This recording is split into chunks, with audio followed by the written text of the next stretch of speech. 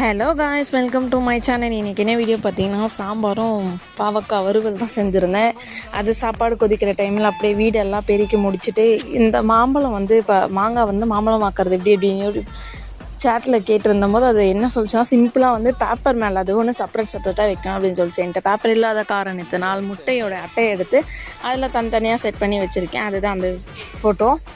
Next அந்த பாவக்காய் வறுவல் எப்படி செஞ்சேன் அப்படின்னா, எனக்கு ஆப்போசிட் என் ஹஸ்பண்ட் எனக்கு சுத்தமாக பாவக்காய் பிடிக்காது. ஆனால் என் வீட்டுக்காருக்கு ரொம்ப பிடிக்கும்.